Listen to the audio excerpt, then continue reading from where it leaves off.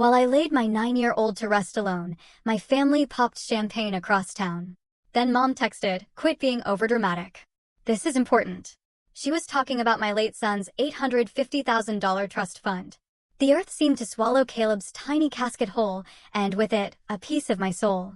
I stood there, utterly broken, watching them lower my 9-year-old son into the ground, my hands shaking so violently I thought they'd just fly right off. I pressed them against my black dress, gripped them until my knuckles screamed white, even shoved them deep into my pockets, but nothing, absolutely nothing, could stop the tremor or the endless, silent rivers of tears streaming down my face. My stomach was a tight, painful knot, twisting with every mechanical groan of that pulley system, and my knees felt like they were about to buckle and send me crumbling into the dirt. The cemetery worker waited, his kind eyes asking for a signal I could never give. How could I ever be ready for this? 8 agonizing months ago, the doctors finally put a name to the monster stealing my son's life, a rare blood disorder. They said it like a label could make it less terrifying, less real. Caleb, my brave, sweet boy, took the news better than I did. His small face was so serious, but so determined, as the doctor explained the treatments. "Will it hurt?" he'd asked, his voice steady. "Sometimes," the doctor admitted. "But we'll do everything we can to help you." And he never complained. Not once. 8 months of needles, transfusions, medications with names I still can't pronounce. Even when his little body was ravaged by fevers that left him shivering under hospital blankets, he'd look up at me with those eyes, so much like his father's, and say, "I'm okay, Mom. Don't worry. I'm a Zaid." Now, here I was, standing beside his grave, utterly alone. The ache of their absence was a physical blow, as sharp and cruel as Caleb's loss itself. My parents, who should have been right beside me. My sister, Victoria, who swore she'd always be there for us. Melissa, my best friend since 3rd grade, who held my hand through my divorce, but couldn't be bothered to show up today. It was like they were all ghosts, haunting me with their absence. Reflexively, I pulled out my phone, a gesture I instantly regretted. Victoria's Instagram feed loaded automatically, flooding my screen with photos of her engagement party at the Grand Horizon Hotel, happening right now, at this exact moment. There she was, champagne glass raised, a giant diamond glittering, our parents beaming proudly beside her. The timestamp? Posted 20 minutes ago, while I was trying to listen to the minister's empty words about my son. "Are you doing all right, dear?" I looked up to see Angela, my elderly neighbor, the only person who came today. Her weathered hand rested gently on my arm, her eyes filled with genuine concern. For 18 months, she'd brought us homemade meals when I was too exhausted from hospital visits to cook. She sat with Caleb when I needed to shower or sleep. She never, not once, treated his illness as an inconvenience. "They didn't come," I whispered, the words barely audible. Not one of them. My mind kept replaying Caleb's real laugh before the sickness took hold, that deep, uncontrolled giggle that would bubble up from somewhere inside him. I remembered him at 7 years old, declaring he'd become a doctor someday to fix kids like him. The way he insisted on wearing his superhero pajamas to chemo treatments because superheroes are brave, even when they're scared. "That boy loved you more than anything in this world," Angela said quietly. I just nodded, remembering how Ethan, my ex-husband, had set up an $850,000 college trust fund for Caleb before his company transferred him overseas. "If anything ever happens," he'd said, those words chilling me now, "you're the residual beneficiary. I know you'll honor his memory." He couldn't have known how soon those words would echo. Part of me wanted to call my parents, to scream until my voice gave out. How could they choose Victoria's engagement party over their own grandson's funeral? Another part of me felt too numb to feel anything at all. I'd spent 18 months fighting for my son's life, sleeping in hospital chairs, memorizing medical terminology, advocating when doctors dismissed symptoms. Now, there was nothing left to fight for. My phone buzzed. A text message.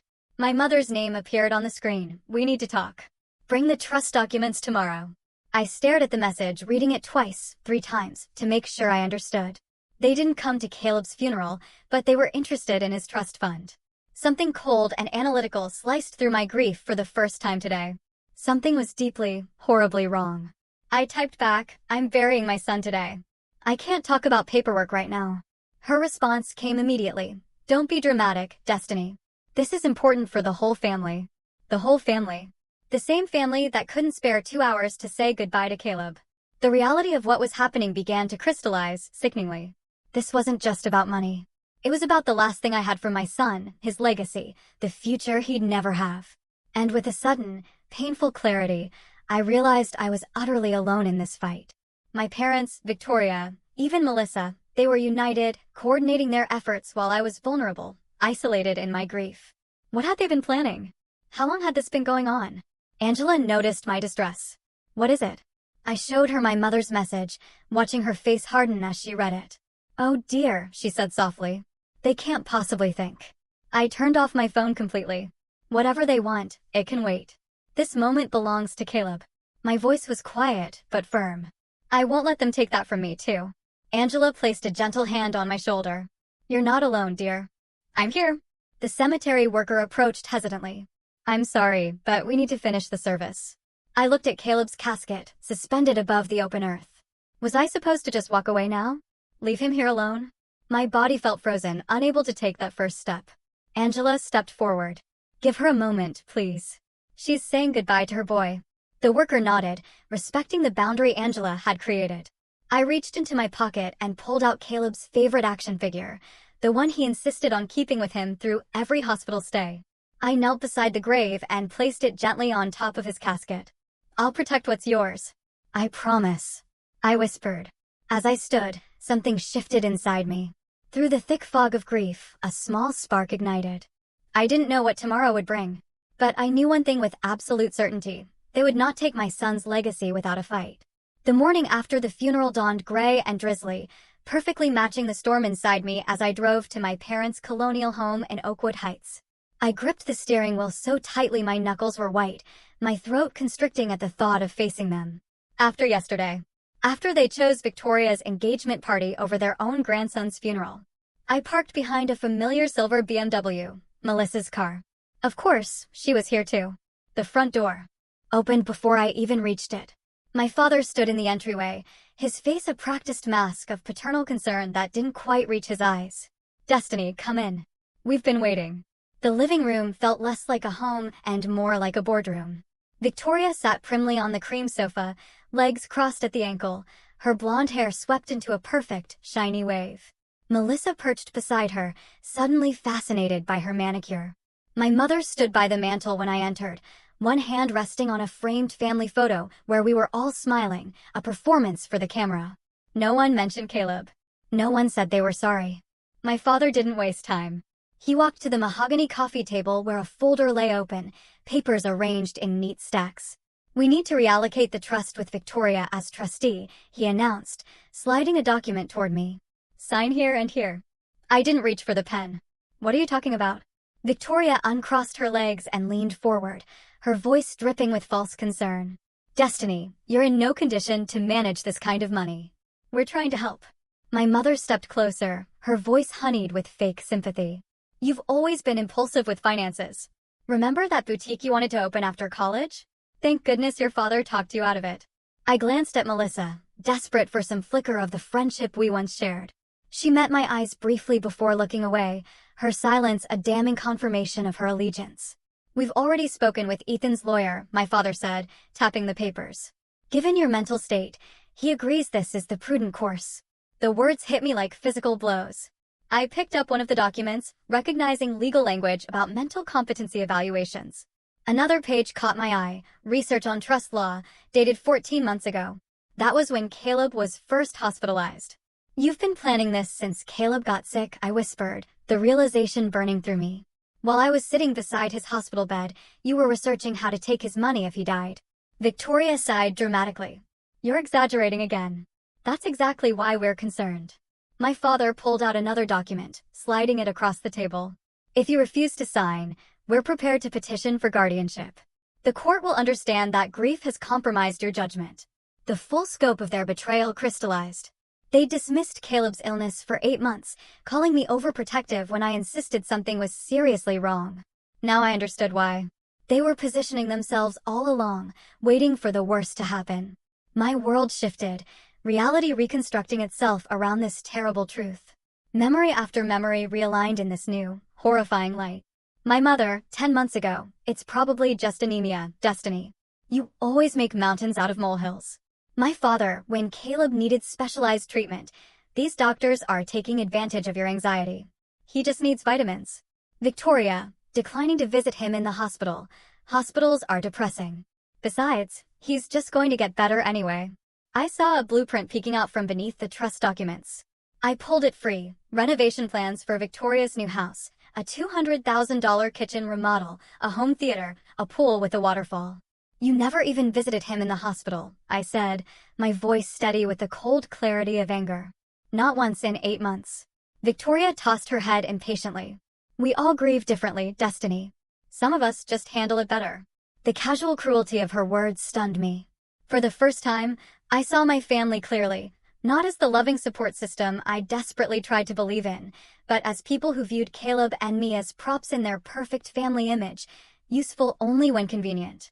Why now? I asked. Why the sudden urgency? Victoria exchanged glances with my parents. Something passed between them, a silent communication that excluded me, as it always had. Fine, you deserve to know, Victoria said finally, a touch of desperation creeping in. Robert's development company is facing some cash flow issues. The wedding might need to be postponed unless we secure additional funding. My mother fidgeted with her pearl necklace. And there's the vacation property in Hilton Head. The market turned, and we're a bit extended. We're not villains, Destiny, my father said, his tone softening to the one he used when closing business deals. We're family facing difficult circumstances. Melissa finally spoke, her voice small. My divorce will be final next month. Victoria promised me a position at Robert's company. I need this, Destiny. I have the twins to think about. I saw them now. Not cartoon villains, but frightened people, terrified of losing their status, their comfort. Willing to sacrifice me to maintain their lives. If you don't sign, we'll have to take more drastic measures, my father warned, his kindly mask slipping. My mother reached for my hand. After everything we've done for you and Caleb all these years. I almost laughed. What exactly had they done? Sent birthday cards with $20 bills?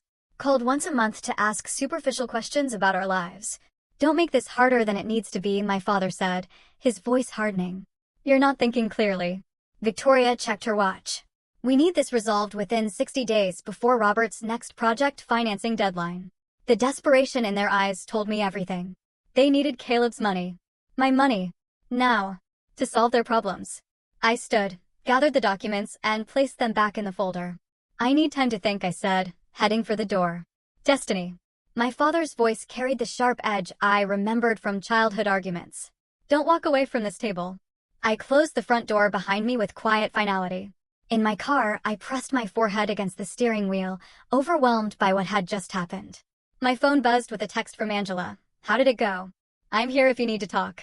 Before I could respond, another call came through. Ethan's parents. I answered with shaking hands. Destiny. Martha's voice was warm with genuine concern. We just heard about the funeral. We're so sorry we couldn't be there. We were in Europe and just got the news. We loved that boy so much, George added, his voice breaking. Their grief sounded real, their concern authentic, unlike the calculated performance I'd just witnessed from my own family. As I hung up, I remembered something Ethan had mentioned when setting up Caleb's trust. If you ever have questions, contact Richard Donovan. He's the best trust attorney in the state. For the first time today, I felt a flicker of hope. I wasn't alone in this fight. Angela, who saw how I cared for Caleb every day. Ethan's parents, who loved him without condition. Richard Donovan, who knew exactly what Ethan intended for Caleb's money. I started the car, my decision made. I wouldn't try to fight this battle alone. I reached for my phone and found Richard Donovan's number in my contacts. Mr. Donovan's office, a receptionist answered. I need to speak with him immediately, I said, surprising myself. With the steadiness in my voice. It's about the Caleb Walker Trust. That same day, the law office of Richard Donovan gleamed with polished wood and leather-bound books. I clutched my folder of documents so tightly my knuckles turned white. After 2 sleepless nights researching trust law online, I still wasn't sure I understood what rights I had, or how my family could attempt to take Caleb's legacy from me. Richard rose from behind his mahogany desk when his assistant showed me in. He was older than I expected, with silver hair and reading glasses perched on his nose. His handshake was firm, his eyes kind but assessing. Mrs. Walker, please have a seat. I'm very sorry about your son. Thank you, my voice caught. I'd heard those words dozens of times in the past week, but his tone carried genuine empathy rather than obligation. I slid the folder across his desk. These are all the documents I have about Caleb's trust. My ex-husband, Ethan, set it up before his company transferred him overseas. Richard opened the folder, scanning the contents with practiced efficiency. He nodded occasionally, pausing to read certain sections more carefully. The silence stretched until I couldn't bear it. My family wants me to sign over control of the trust. They claim I'm not mentally stable enough to manage it because of my grief. The words tasted bitter on my tongue. They didn't even come to Caleb's funeral. Richard looked up sharply. They didn't attend the funeral? No. My sister Victoria had her engagement party the same day. My parents and my former best friend Melissa chose to go to that instead. He removed his glasses, pinching the bridge of his nose. I remember when Ethan set up this trust. He was very specific about his intentions. Richard opened his desk drawer and pulled out a manila folder with Ethan's name on the tab. My breath caught. I wasn't expecting him to have separate records. Ethan was exceptionally thorough, Richard explained, extracting a notarized document. This is his statement of intent for the trust. He handed me the paper and I read Ethan's familiar handwriting. This trust is to secure Caleb's future. And if the worst happens, to provide for Destiny, who sacrificed everything for his care. Tears blurred my vision. Even from across the ocean, Ethan had prepared for this possibility. Had seen what I couldn't bear to acknowledge. There's more, Richard said, turning his computer monitor so I could see it. These are phone records from our office over the past year. The spreadsheet showed multiple calls from numbers I recognized immediately, my parents' landline and Victoria's cell phone. They contacted you about Caleb's trust? My voice sharpened. Not you specifically. They called asking about trust provisions and beneficiary laws. My assistant flagged it because she recognized the names from Ethan's file. They never actually spoke to an attorney here. A chilling clarity cut through my grief for the first time in days. They knew about the trust terms before Caleb died. That's why they've been planning this. It appears so, Richard said, his expression hardening. Mrs. Walker, I want to be very clear about something. This trust has explicit provisions preventing family interference. Ethan built in multiple layers of protection specifically to ensure the funds would go to Caleb or to you as the residual beneficiary. They have no legal standing to challenge this. The trust is ironclad. The weight pressing on my chest lightened slightly. So they can't take it? Not legally, no. But they might try other tactics, claiming you're mentally unfit due to grief, for instance. I thought of my mother's dismissive text message at the funeral. Victoria's cold calculation. My father's uncomfortable silence as they presented papers for me to sign. So, I don't need to fight them for the trust, I said slowly, the pieces coming together. I just need to prove their intentions. Richard's eyes narrowed thoughtfully. That would certainly strengthen your position. Do you have any documentation of their attempts to gain control? I pulled out my phone, showing him my mother's text messages from the funeral day. His eyebrows rose as he read. This is extremely helpful, he said. Now, I suggest we arrange a meeting with your family on your terms, in a public place. 2 days later, I sat at a corner table in Riverside Coffee, a manila envelope placed deliberately in front of me. The shop bustled with afternoon customers, exactly as I'd hoped. Richard's advice echoed in my mind. Public places discourage scenes. Control the narrative from the beginning. Angela waited in her car across the street, ready if I needed backup. Richard was on standby for a call. For the first time since Caleb's diagnosis, I didn't feel completely alone. My family arrived together. Victoria led the procession in designer sunglasses, my parents following like attendants. Melissa trailed behind, avoiding my eyes. They took seats around the table without ordering drinks, clearly expecting this to be brief. Victoria immediately reached for the manila envelope. So, you've signed the papers. I knew you'd be reasonable. I placed my hand firmly on the envelope. Before we discuss any papers, I want to know why none of you came to Caleb's funeral. My mother sighed dramatically. Destiny, we've been through this. Victoria's engagement was planned months ago. We couldn't cancel everything on such short notice. It was your grandson's funeral, I said quietly, my voice cutting through her flimsy excuse. And we grieved in our own way, my father replied, glancing nervously at nearby tables. Everyone processes loss differently. I opened the envelope and slid out several photos. Screenshots from Victoria's Instagram. Time-stamped during Caleb's funeral. Champagne glasses raised. Diamond ring flashing. Everyone laughing.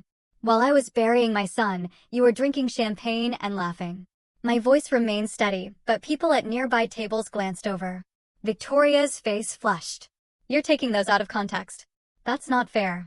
I pulled out a second document from the envelope, the notarized trust terms with no amendment without grantor consent, highlighted in yellow.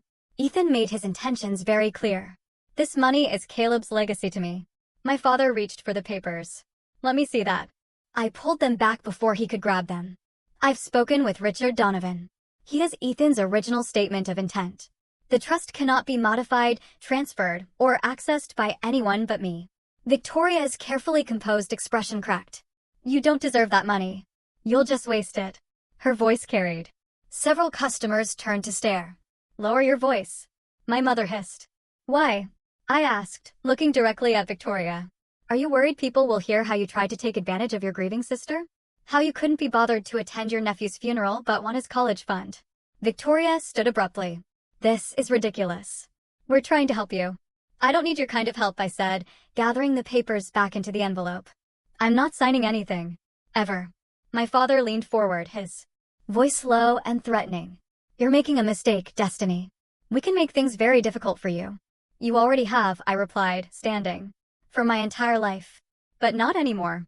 I walked out, feeling their stares burning into my back. Outside, Angela waited in her car, window rolled down.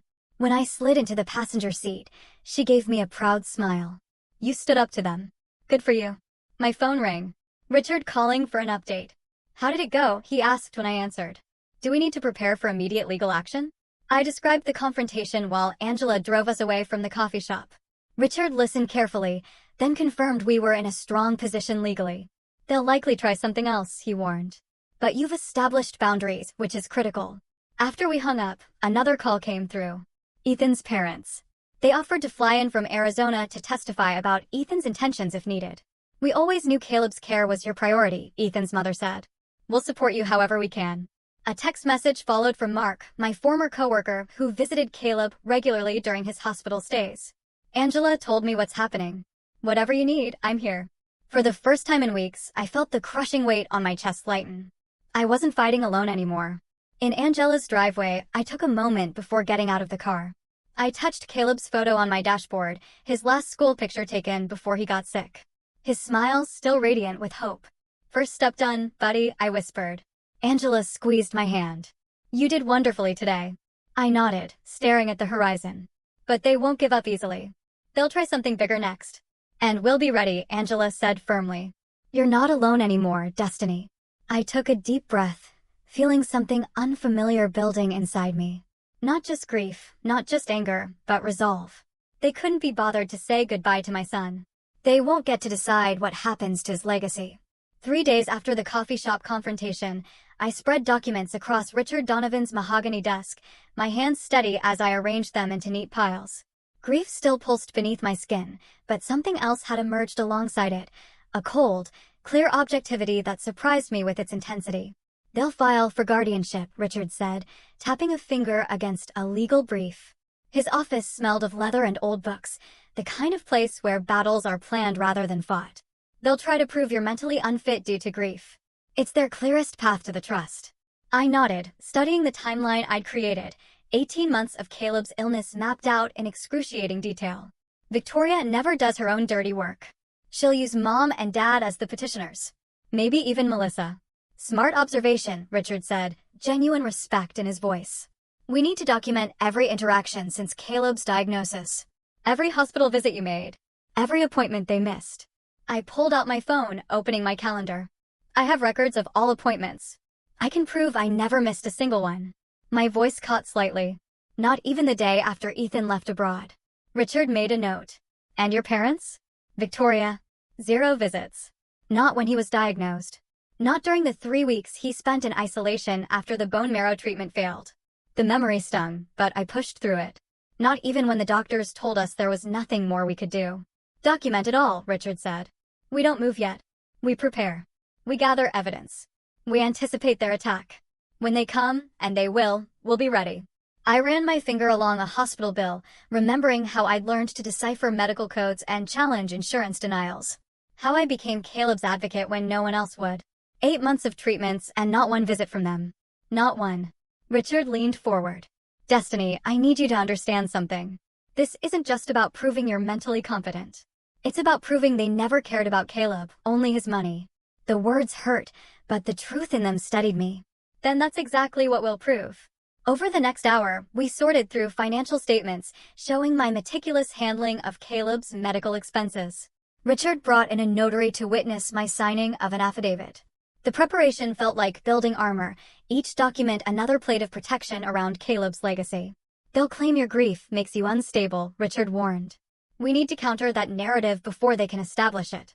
Angela has kept a journal, I said, surprising myself with this knowledge. She documented every time she helped with Caleb during his illness. She told me yesterday. Richard nodded approvingly. Perfect. A neutral third party's observations will carry significant weight. I pulled out my notebook. I've also contacted Caleb's primary oncologist and his school teacher. Both are willing to provide character statements. Excellent, Richard said. Now, what about Ethan? His intention when creating the trust could be crucial. I called his parents last night. They're coordinating with his attorney to document his original intentions. The words came easily now, each strategic move clear in my mind. And I've installed security cameras at my house. If they try to confront me again, it'll be documented. Richard made a note. I'm consulting with Dr. Elizabeth Warner tomorrow. She's a psychiatric expert who can evaluate you and counter any mental fitness challenges they might bring. I hesitated before sharing my next thought. I've been collecting screenshots. Every time they dismissed Caleb's illness as nothing serious. Every text where they claimed I was overreacting. My voice hardened. They created a pattern of minimizing his condition while simultaneously planning to take his trust fund. That's exactly the kind of evidence we need, Richard said quietly. Not just to defend you, but to expose their motives. I stared out his office window at the autumn leaves dancing across the parking lot. Caleb loved fall, the colors, the smell of cinnamon, the way leaves crunched beneath his feet. Last October, I'd wheeled him outside the hospital just so he could feel the crisp air on his face. Are you all right? Richard asked. Just remembering, I said, returning to the present. What else do we need? As Richard outlined our next steps, my phone buzzed with a text from Angela, just heard from Martha at the hospital. Melissa was asking questions about Caleb's treatment schedule. Be careful. My stomach tightened. I showed Richard the message. They're gathering ammunition, he said grimly. Melissa would have access to information about when you were at the hospital. Your emotional state during treatment. She signed something, hasn't she? The realization hit me like a physical blow. An affidavit claiming I was unstable during Caleb's illness. Richard's silence confirmed my suspicion. She was my friend since 3rd grade, I whispered, the betrayal cutting deeper than I expected. She held my hand through my divorce. Victoria is recruiting anyone with inside knowledge of your life, Richard said gently. It raises the threat level considerably. I remembered. Now Melissa's increasingly infrequent visits as Caleb's condition worsened. Her uncomfortable expression when I broke down after a particularly devastating prognosis. The way she'd stopped meeting my eyes in those final weeks. She'll claim she witnessed erratic behavior, I said, my voice hollow. And she wouldn't be entirely wrong. I did fall apart sometimes. Who wouldn't? For the first time since our strategy session began, doubt crept in. Maybe they're right. Maybe I am falling apart. I glanced at my trembling hands. Look at me. Don't, Richard said firmly. This is exactly what they want, to make you doubt yourself. My phone buzzed again. Angela, coming by Richard's office. Found my journals. You need to see these. 30 minutes later, Angela walked in carrying a stack of notebooks. Her silver hair was neatly pinned back, her eyes fierce with protective energy. Melissa can say whatever she wants, Angela announced, placing the journals on Richard's desk. But I documented everything. Every day you spent at that hospital. Every night you sat up with Caleb when he couldn't sleep. Every meal I brought because you wouldn't leave his side. First, she took my hands in hers. Don't let them make you doubt yourself, Destiny. That's exactly what they want. The warmth of her hands steadied mine. I looked from Angela to Richard, then to the mountain of evidence we'd accumulated. My son's legacy protected by truth. Documented fact by documented fact. You're right, I said, straightening my shoulders. I need to prepare for character assassination, not just legal challenges. As I organized Angela's journals into our evidence pile, I realized we were building more than a legal defense. We were creating a monument to the truth of who really stood by Caleb when it mattered and who didn't. Later that evening, after Angela left, My hands shook as I taped the last photo to the evidence board in Richard's office. It showed my parents at Victoria's engagement party, champagne glasses raised in celebration, exactly 42 minutes after Caleb's casket was lowered into the ground. "That's the final piece," Richard said, stepping back to survey our work. The conference room wall had transformed into a comprehensive timeline of betrayal. Medical records showing every appointment I attended. Financial statements proving responsible management of Caleb's medical expenses. Witness statements from hospital staff, neighbors, and Caleb's teachers. A documented 18-month absence of my family during Caleb's illness. "Will it be enough?" I asked, straightening a document that detailed Victoria's unauthorized access to Caleb's medical files. Richard adjusted his glasses, his expression serious, but confident. "They'll file for emergency guardianship, claiming you're mentally unfit, but we've anticipated every argument they could make." He tapped the notarized statement from Ethan's parents. "This alone makes their position legally tenuous." I traced my finger along the timeline we'd created. 8 months of hospital visits, countless nights sleeping in uncomfortable chairs beside Caleb's bed. The treatments, the hopes, the setbacks, all documented with meticulous care. "I never thought I'd need to prove I was a good mother," I whispered. "You shouldn't have to," Richard said, placing a supportive hand on my shoulder. "But people who want what isn't theirs will create whatever narrative serves them." As if on cue, my phone buzzed with a text from Angela. I read it aloud. 23 neighbors signed the character petition. A small victory, but each one strengthened our position. I'd spent the past week gathering an arsenal of truth against my family's inevitable attack. Security cameras now monitored my home, recording any uninvited visits. I documented every text, every voicemail, every social media post where Victoria subtly questioned my mental state. "They're painting me as unstable," I said, staring at Victoria's recent Facebook post asking for prayers for family members struggling with mental health issues after loss. The comment section overflowed with sympathetic responses, none mentioning that she didn't attend her nephew's funeral. Richard nodded grimly. "Classic strategy. They can't win on legal grounds, so they're trying to win in the court of public opinion first." The phone on his desk rang. Richard answered, his expression darkening as he listened. "I see. Thank you for letting us know." He hung up and turned to me. "That was my contact at Memorial Hospital. Someone requested Caleb's complete medical records yesterday." My stomach dropped. "Who?" Victoria used an old emergency contact form to gain access. The room seemed to tilt slightly. "They'll twist everything," I said, my voice rising. "They'll find the one time I questioned a medication dosage or got emotional with a nurse and use it to make me look incompetent." "They're getting desperate," Richard said. "This confidentiality breach shows how far they're willing to go." I gripped the edge of the table to steady myself. "What else are they doing that we don't know about?" Richard opened his laptop. "Let's find out." He typed quickly, then turned the screen toward me. "They've been calling your former colleagues at the marketing firm." A LinkedIn message from my old supervisor appeared. "Destiny, your sister called asking about your emotional stability during your employment." "What's going on?" "Call me." "They're building a case against me on every front," I said, the anger finally breaking through my grief. "They're trying to erase everything I did for Caleb." Richard closed the laptop. "We need to add a defamation counterclaim to our strategy. This goes beyond the trust. Now they're attacking your reputation." I thought of Caleb's brave face during treatments. How he never complained even on his worst days. If my 9-year-old could face down death with courage, I could face down my family with the same resolve. "Let them try," I said, my voice steadier than it's been in weeks. "We have something they don't." "What's that?" Richard asked. "The truth," I answered, turning back to our evidence board. Every moment I spent with Caleb, every decision I made for him, every sacrifice, it's all here. They can't erase that. Richard nodded approvingly. "I'll update our legal response package to include their recent actions." By night, we'd refined our strategy, accounting for Victoria's escalating tactics. Richard confirmed, "Our legal response is complete. Character witnesses prepared. Evidence organized, counterclaims ready." Angela called as I was driving home. "The security system is working perfectly," she told me. "I tested it once again while you were gone." "Thank you," I said, feeling a rush of gratitude for this woman who'd become more family to me than my actual relatives. Ethan's parents arrive tomorrow. They're bringing documentation about the trust's original purpose. "You've done everything possible to protect Caleb's legacy," Angela said firmly. "Now, we wait for them to make their move."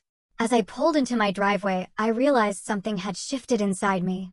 The paralyzing grief hadn't disappeared, but it had been joined by something else, a fierce, protective anger that burned away the fog of despair. I wasn't afraid anymore. I was angry, and I was ready. The next morning, the sheriff's knock hit like a hammer. When I opened the door, his face was professionally blank as he extended a thick manila envelope. "Destiny Walker, you've been served." My fingers trembled as I took it. The weight felt wrong. Too heavy for mere paper. Too light for the destruction it contained. The sheriff tipped his hat and left while I stood frozen in my doorway, the envelope burning against my skin. Inside, I spread the documents across my kitchen table and scanned the heading, Emergency Petition for Guardianship. My stomach lurched. They weren't just coming for Caleb's money anymore. They wanted control of me. The phone rang. "Richard, they filed," I said, my voice hollow. "I know. Just got the notification. How are you holding up?" I stared at the affidavit attached to the petition. Melissa's signature jumped out first, 3 pages detailing every moment of weakness she'd witnessed during Caleb's illness. The times I forgot to eat. The night I sobbed uncontrollably in the hospital hallway. The morning I couldn't remember if I'd taken my own medication. "They've twisted everything," I whispered. They quoted his medical records. Things I told the doctors in confidence. Victoria shouldn't have had access to those files. Richard says, his voice hardening. "That's our countermove. The Hospital Ethics Committee is already investigating." I flipped to the next page. Financial statements showing my depleted savings account. 18 months without steady income while caring for Caleb had drained everything. They'd highlighted every overdraft fee, every late payment, presenting it as evidence of financial irresponsibility rather than the reality of a mother spending everything to save her son. "The hearing is tomorrow," Richard said. "We knew this was coming. We're ready."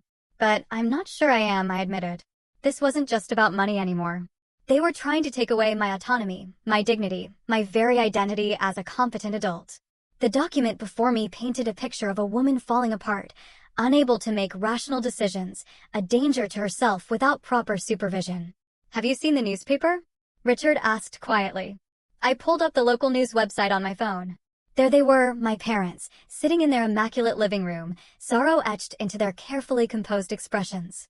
The headline made me nauseous. "Family seeks help for grieving mother." My father's quote appeared in bold.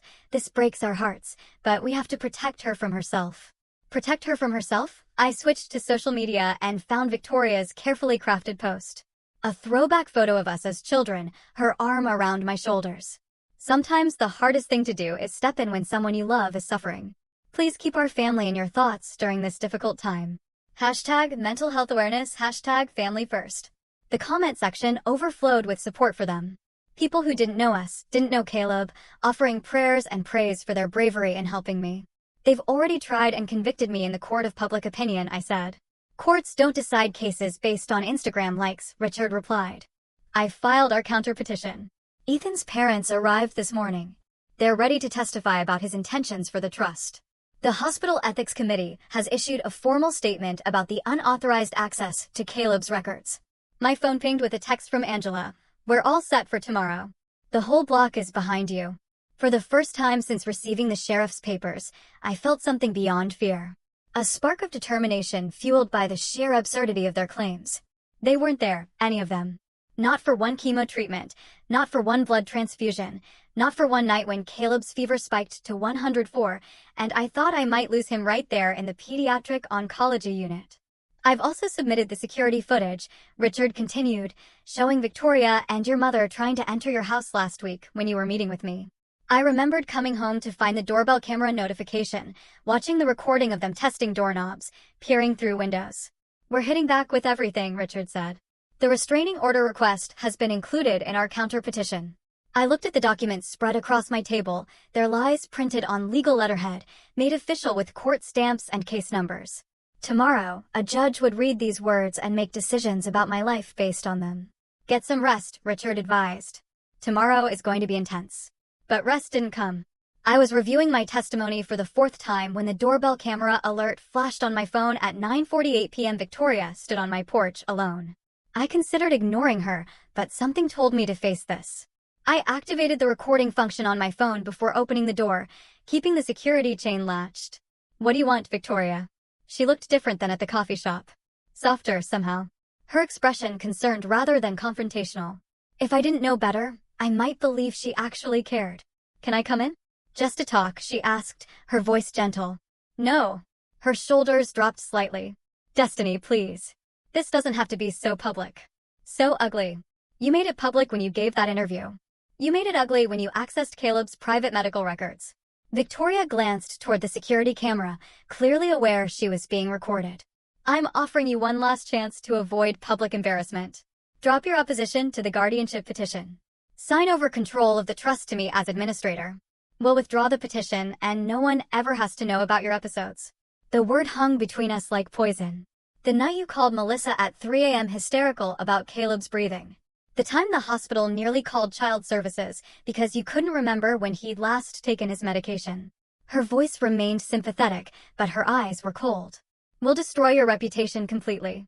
Everyone will know how unstable you are. I felt a strange calm settling over me. I think you should leave now, Victoria. Her mask slipped then, just for a moment, but it was enough. Rage flashed across her features before she composed herself. You think you deserve that money? You were always the burden, the problem child, the disappointment. She leaned closer to the door. We carried you your entire life. Now it's time you did something for this family. I closed the door without another word, my hands steady for the first time today. I immediately called Richard, forwarding him the recording. Perfect, he said after listening. Her mask finally slipped. This is exactly what we needed. It was past midnight when Angela arrived with an overnight bag. I thought you could use some company, she said, setting a thermos of tea on my kitchen table. Thank you, I whispered, unsure if I could explain how much her presence meant. Tomorrow, we show them what real strength looks like, she said, squeezing my hand. My phone lit up with a text from Richard. Everything is ready. Ethan believed in you. So do we. I couldn't sleep, so I sat in Caleb's room instead, holding his favorite stuffed dinosaur. The glow-in-the-dark stars we'd stuck to his ceiling still shone faintly. I took out my locket and opened it to see his smiling face. Tomorrow is for you, buddy, I whispered to his photo. For your legacy. For the first time since the sheriff knocked on my door, I felt something beyond fear or determination. I felt ready. The next morning, I entered the courtroom with my head held high, flanked by Richard, Angela, and Ethan's parents. The polished wood and solemn atmosphere reminded me of a church, a temple where truth should matter more than performance. Victoria, my parents, and Melissa sat on the opposite side, their faces arranged in expressions of practiced concern. My stomach nodded as I took my seat. It had been 48 hours since the sheriff served me with papers claiming I was mentally unfit to manage my own affairs, let alone my son's legacy. Richard squeezed my arm gently as we settled at the defendant's table. All rise for the Honorable Judge Marion Peabody. A stern-faced woman in her 60s entered, her silver hair pulled back in a severe bun. She reviewed the emergency petition with narrowed eyes before addressing the courtroom. These are serious allegations. I expect both sides to present evidence, not emotion. Her gaze swept across both tables. Mr. Harrington, you may begin for the petitioners. My family's attorney rose, his expensive suit and confident posture reflecting their certainty they'd win. Your Honor, this is a case of a family desperately trying to help a daughter and sister who is spiraling after an unimaginable loss. He walked toward the bench, presenting documents with practiced solemnity.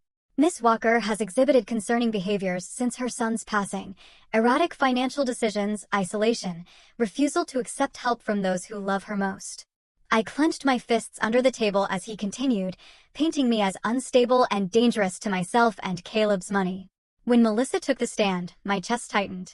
Destiny changed during Caleb's illness, she testified, avoiding my eyes. She became obsessive about treatments, paranoid that doctors were missing something.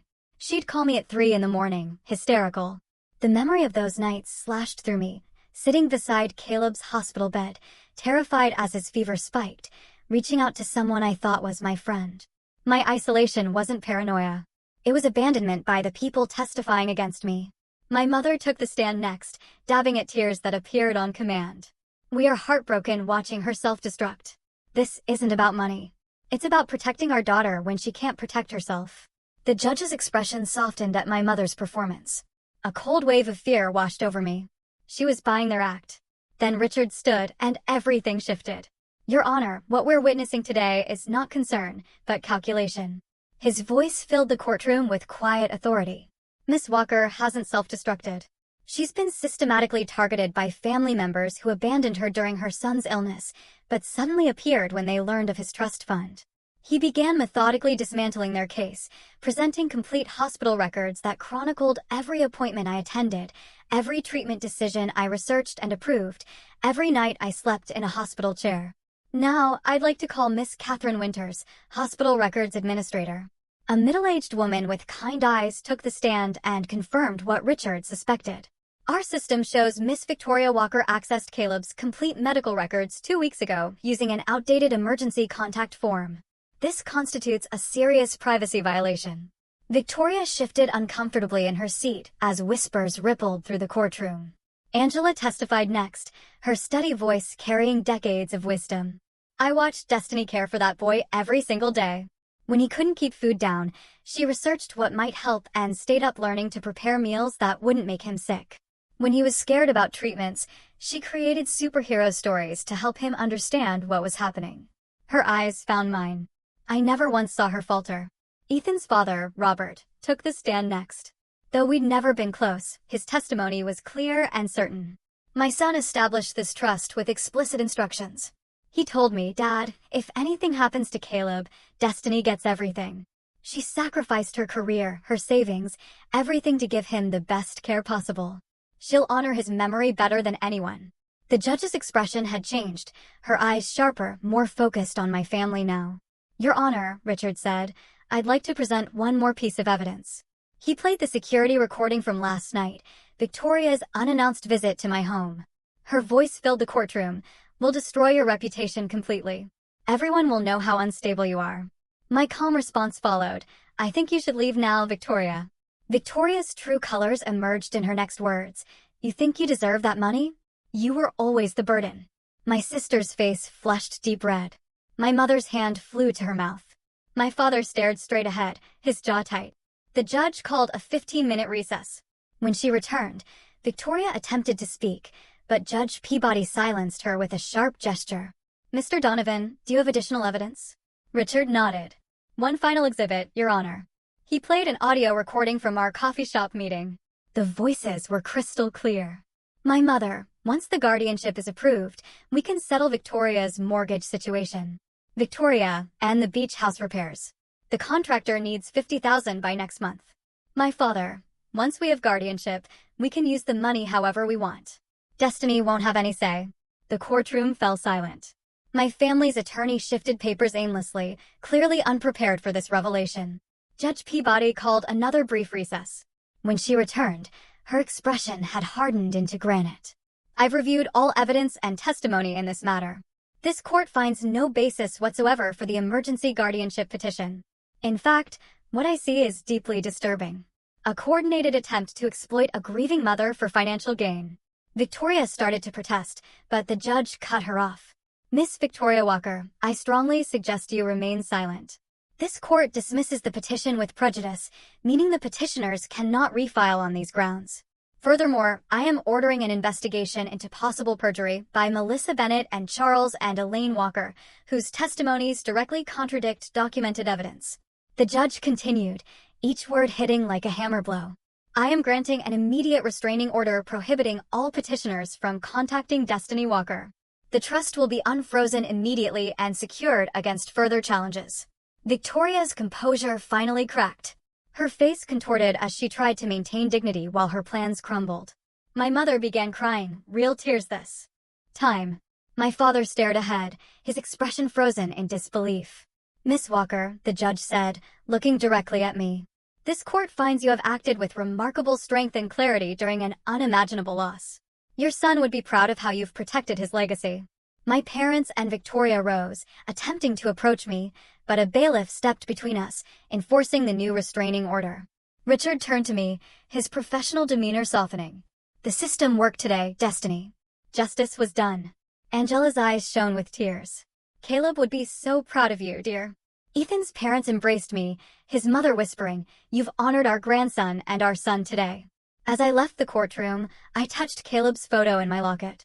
The small silver frame held his last school picture, grinning despite having lost his hair to chemo, his eyes bright with the determination that carried him through 18 months of fighting. Reporters waited outside, Microphones extended. A month ago, I would have ducked my head and hurried past. Today, I stopped. Mrs. Walker, how do you feel about the court's decision? I straightened my shoulders, feeling stronger than I had since the day we received Caleb's diagnosis. Today, justice was done for my son. As cameras flashed, I walked toward the future Caleb would have wanted for me. One where his memory isn't just preserved, but honored through the strength he helped me discover. The trust fund isn't just money, it's his legacy, and I've proven worthy of protecting it. The financial advisor slid a folder across his mahogany desk. These investment options would create sustainable funding for the scholarship program while preserving the principal, he explained. I studied the numbers, no longer intimidated by financial jargon. 1 week since the hearing, and already the world felt different. The Pediatric Hematology Fellowship needs to be fully funded, I said, tapping the proposal. That's non-negotiable. The advisor nodded, making notes. And the restraining order? Holding firm. They couldn't come within 1,000 feet. My voice didn't waver anymore when I mentioned my family. Strange how quickly family had become an administrative term rather than an emotional one. The local paper published a front-page story yesterday, Mother Vindicated in Trust Battle. I'd received dozens of supportive calls and messages. Even Victoria's fiancé called to apologize before announcing their engagement was off. My parents faced possible perjury charges, and Melissa was fired after her recorded testimony circulated through her workplace. When I left the advisor's office, Angela waited in her ancient Buick, window rolled down despite the autumn chill. All set, she asked. All set. I slid into the passenger seat, remembering all those rides to and from the hospital with Caleb. How Angela would bring thermoses of homemade soup when cafeteria food became unbearable, how she'd sit with him while I showered or napped. Never thought I could do this, I admitted as we drove. Stand up to them, create something lasting. Angela patted my hand.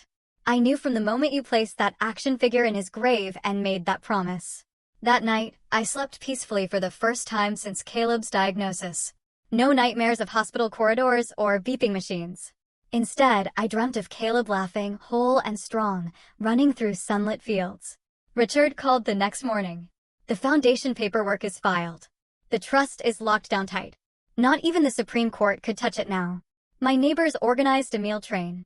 Every evening, someone appeared at my door with casseroles, soups, fresh bread, small kindnesses that would have overwhelmed me with gratitude before, but now felt like confirmation of something I was slowly beginning to understand. Family isn't always blood. I pulled out a photo of Caleb. Not a hospital photo, but one from before, at the beach, his smile wide beneath a baseball cap. For the first time, I could look at it without dissolving into tears. I know what to do with your legacy now, buddy, I whispered. 6 months later, I stood in the pediatric blood disorder unit where Caleb spent so many hours. The walls were brighter now, painted with underwater scenes that Caleb would have loved. A plaque beside the nurse's station read, Caleb Walker Memorial Wing. A young nurse approached, extending her hand. I'm Jennifer Abrams, the first Caleb Walker Scholar. I can't thank you enough for this opportunity to specialize in pediatric hematology. Caleb would have been thrilled, I said, and realized I was smiling as I spoke about him. Not the tight, painful smile of someone holding back tears, but a genuine expression of joy at his memory. He wanted to be a doctor himself someday. The foundation is making such a difference, Jennifer said. 3 families have received emergency housing assistance already. The Caleb's Legacy Foundation now supported families facing the same battles we fought, covering expenses, insurance, providing emergency housing near hospitals, funding specialized training for pediatric nurses. Each board meeting brought new possibilities for expanding our reach. Angela served as volunteer coordinator, organizing a network of people who provided meals, transportation, and childcare for families with hospitalized children. Richard handled all legal matters pro bono, ensuring the foundation's stability. You've created something beautiful from something tragic, Ethan's mother told me during her monthly visit. She and her husband had become grandparent advocates, helping other grandparents navigate the medical system when their grandchildren fell ill. I found myself speaking at support groups, mentoring parents new to the terrifying world of childhood chronic illness. The first step is believing you can do this, I told them. The second is knowing you don't have to do it alone. My voice no longer shook when I spoke in public. My hands no longer trembled when I signed documents. The woman who stood frozen at her son's grave had become someone else entirely.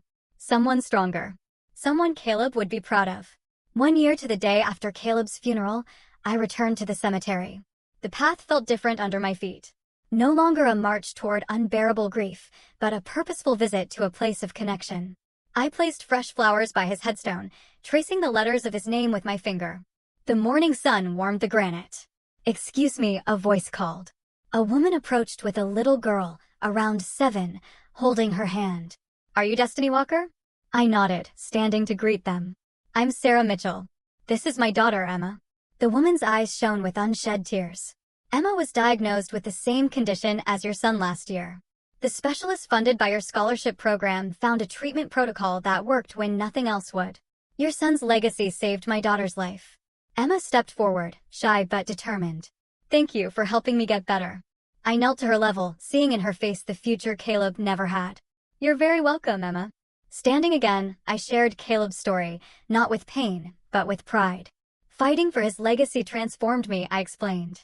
"I found strength I never knew I had." Sarah listened intently. "The foundation is expanding." "Yes, we're funding research into rare blood disorders starting next quarter. Angela's joining the board officially, and Richard's structuring the research grants. Ethan's parents are heading up the grandparent advocacy program." When they left, I reached into my pocket and pulled out Caleb's favorite action figure, the same one I'd placed in his grave a year ago. The cemetery worker had retrieved it for me after the service, understanding my immediate regret at parting with it. I placed it gently against his headstone. "I kept my promise, Caleb. Your legacy is safe and growing stronger every day." Standing in the same spot where I once felt utterly abandoned, I was now surrounded by the presence of those who'd become my true family. Not bound by blood, but by something stronger: choice, loyalty, and love. "The family that matters isn't always the one you're born into," I said softly to Caleb. "It's the one that stands beside you when you need them most." As I walked back to my car, the morning sun warm on my face, I realized something profound. Sometimes the deepest betrayal leads to the most powerful transformation. I wasn't just surviving now. I was living the life that honored everything Caleb taught me about courage.